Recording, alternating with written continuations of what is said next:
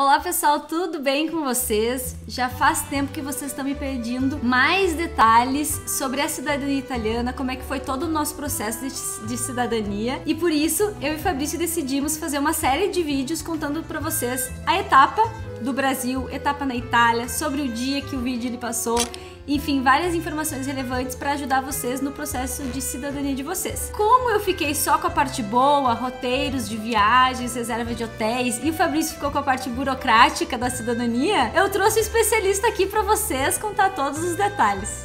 Bora lá, galera!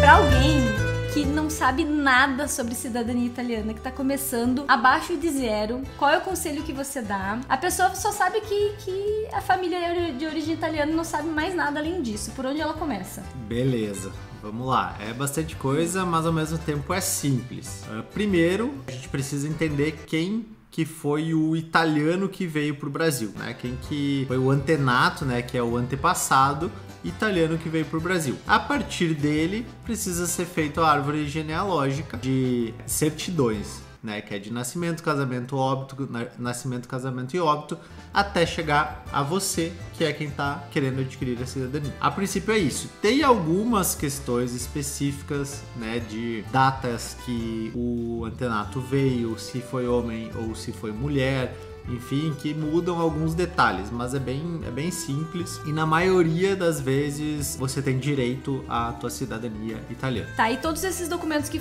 você falou, certidões de nascimento, casamento e óbito. Como é que a pessoa faz para conseguir localizar esses documentos? Como é que a gente fez também no nosso caso? Tá, no nosso caso foi um pouco mais simples, porque a gente tem um livro da minha família, então eu consegui descobrir exatamente quem era o antenato, de qual cidade ele veio, a partir dali em qual cidade ele casou e aonde foi o óbito, enfim. E eu fiz tudo por conta. Eu fui entrando em contato com os cartórios, um a um, né, pedindo, eu preciso da certidão de casamento do meu bisavô, preciso da certidão de óbito do meu bisavô, enfim, por telefone, por e-mail, né? Às vezes, quando eram cartórios próximos, eu fui pessoalmente, por exemplo, aqui na nossa cidade, numa cidade vizinha, mas a maioria retorna por telefone e por e-mail mesmo. Tu normalmente liga, eles pedem para mandar o e-mail. Se algumas coisas eu fiz errado, que eu acabei tendo que refazer algumas coisas depois e gastar vezes 2, né?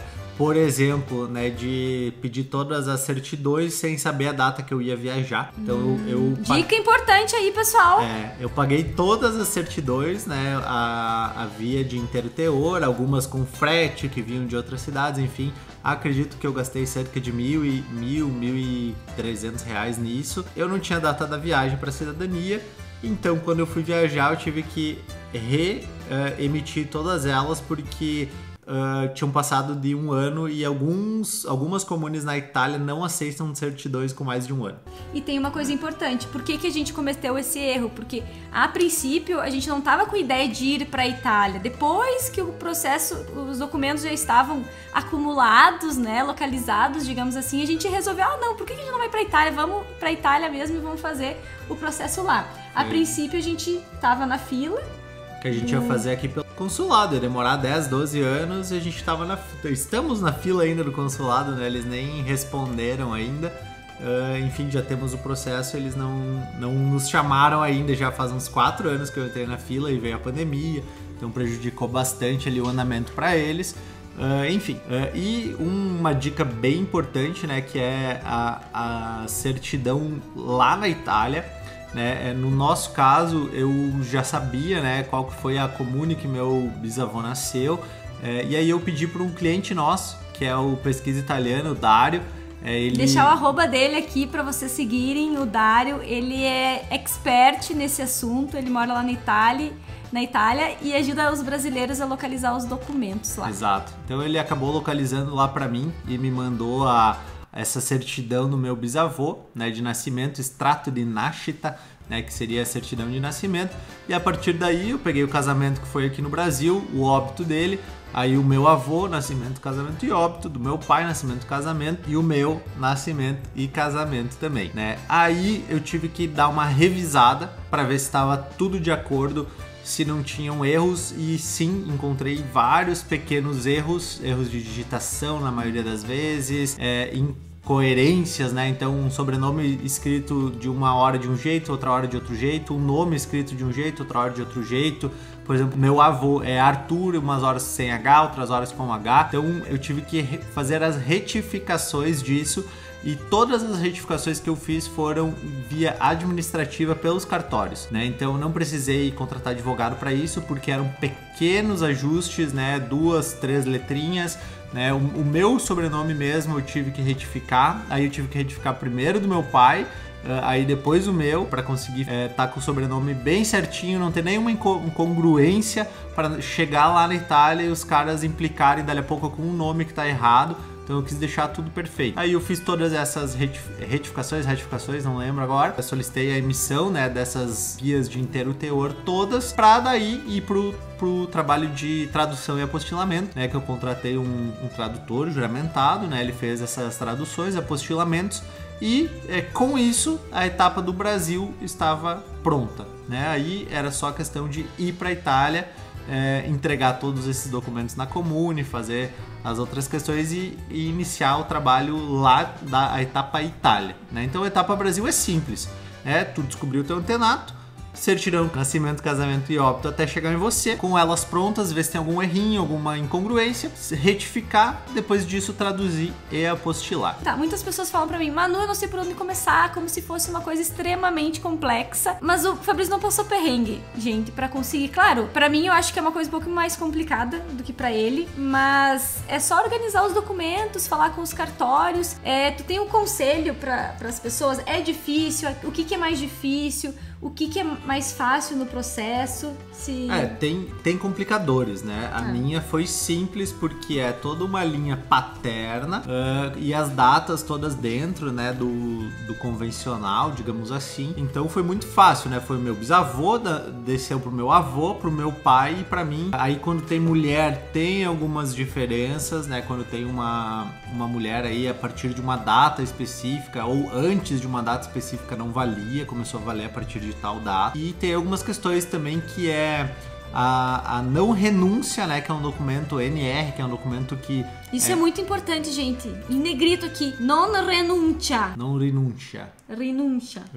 É muito importante, que ele e a nossa assessora viviam falando desse tal desse documento aí, que ele é primordial pra tudo. A gente entra num site, coloca os nomes todos que tem do teu antenato lá no site, e ele vai dar a não renúncia, que o teu antenato ele não renunciou à cidadania italiana, ele não se emancipou brasileiro e renunciou à cidadania italiana. Então esse documento é bem importante, mas ele não vale tanto, o que mais vale é o documento que o consulado manda enquanto tu tá fazendo o processo na Itália, né? Que é um não renúncia que o consulado daqui tem que mandar. Então o que tu faz é mais pra garantir que não teve isso, pra tu não perder a viagem, tu não chegar lá e quando veio o cara olha lá no site e vê que o teu antenato renunciou à cidadania. Aí sim, né? Aí tu gastou toda a viagem por nada, né? Então eu acredito que é algo simples, tem algumas coisas que acabam complicando, né? Por exemplo, na tua família tem um caso de um documento, um cartório que pegou fogo, e aí precisa fazer toda uma restauração desse documento, enfim, que aí envolve advogados, envolve outras coisas que são complicadores. Na minha foi simples, né? E uma dica que eu daria, eu acho que a principal é descobrir qual foi a comune que o teu antenato nasceu. A cidade. Né? A cidade que o teu antenato nasceu na Itália. Entrar no site, pesquisar lá pela Stato Civile. Vai no Google e põe Stato Civile e o nome da comune. Aí vai ter o e-mail do Stato Civile aí tu manda um e-mail solicitando o extrato de Nashta, que é a certidão de nascimento do teu antenato que nasceu no ano tal, com o nome tal, na cidade tal, e os caras mandam. Pra mim, eu consegui com o Dário, né, a primeira vez o documento, mas ele venceu, ele ficou 1 ano e meio parado na gaveta, e aí depois eu só mandei um e-mail e os caras me encaminharam. É um e-mail simples, eu usei, inclusive na época nós estava aprendendo uma base do italiano, eu usei o Google Tradutor e os caras me mandaram, depois de 20 dias o documento chegou aqui sem me cobrarem nada. Eu lembro que quando a gente tava procurando os e-mails no Google, no site da Comune, não era tão simples de achar esse e-mail. E tinha alguns e-mails que tinham lá, mas que eles mandavam pro spam, ou não era aquele e-mail lá. Tu lembra? Ah, na realidade é que tem... Qual foi esse detalhe aí, como é que foi? Tem um tipo de e-mail que eles usam que é pra tu conseguir comunicar, tu tem que ter um tipo de e-mail. Quando você for no site da Comune, conforme o Fabrício aconselhou, vai ter alguns e-mails que no endereço do e-mail vai estar escrito PEC alguma coisa, PEC alguma coisa. Não envia para esse e-mail, não é esse e-mail, outro. Esse e-mail é uma espécie de uma caixa postal registrada, que é um e-mail que as pessoas pagam para ter lá na Itália, que ele dá segurança, privacidade, enfim. Mas se tu mandar um e-mail normal que a gente usa aqui no Brasil, Gmail, Hotmail, enfim, a pessoa não vai receber. Então tu tem que achar e-mails que não tem esse PEC no endereço. Então se tu pesquisar lá o nome da tua comune, Stato Civile, provavelmente vai ter esse e-mail sem o PEC e com o PEC. Então tu tem que na hora ter esse cuidado para copiar o e-mail sem o PEC. A gente pode até, se vocês quiserem, me sigam, né, no Instagram. Falem com a gente no Instagram. A Manu vai pôr aqui embaixo, né, o Instagram da Manu, o meu Instagram, e aí manda um alô lá que eu te mando um modelo de e-mail em italiano que eu uso para conseguir o extrato de Nashta de forma gratuita. Talvez se te cobrarem, vão te cobrar 1 euro, 2 euros só pra fazer a postagem lá nos correios, né? Uma dúvida que eu acho que a galera que tá nos assistindo pode ter. Se alguém quiser reconhecer cidadania italiana por parte de mãe, por via materna, como é que funciona? É a mesma coisa. Só tem um detalhe que até 1948, a mulher que se casava, a mãe que se casava com um estrangeiro, ela perdia o direito à cidadania. Com um cara que não fosse um italiano, ela perdia a cidadania dela. Ela passava a ter a cidadania do marido. Então, se por exemplo, na linha materna, tiver uma mãe que se casou com um estrangeiro antes de 1948, é possível ainda fazer a cidadania, mas só de forma judicial. A cidadania com o processo que a gente fez na Itália, que se não me engano, é iuris sanguinis, que é de sangue e tudo mais, ela vai ter essas regrinhas que, pra ser mais fácil, tem que estar dentro dessas regrinhas, né? Pessoal, esperamos ter ajudado vocês com as dúvidas em relação à parte Brasil da cidadania italiana. Ainda vamos gravar mais vídeos sobre a etapa Itália, o dia que o vídeo lhe passou, alguns perrengues, enfim, detalhes sobre cidadania. A gente tá pensando em fazer um checklist, né? A gente criou esse checklist pra A gente tá pensando em fazer um checklist, porque a gente compilou um pra nós, com vários vídeos que a gente viu, cursos que a gente pegou sobre cidadania, livros que a gente leu. Então a gente fez esse checklist. Se vocês tiverem afim, comentem aqui checklist, que a gente vai disponibilizar ele de forma gratuita para ajudar vocês também. E qualquer dúvida também sobre o processo de vocês de cidadania, deixe os comentários aqui. Valeu, pessoal! Valeu!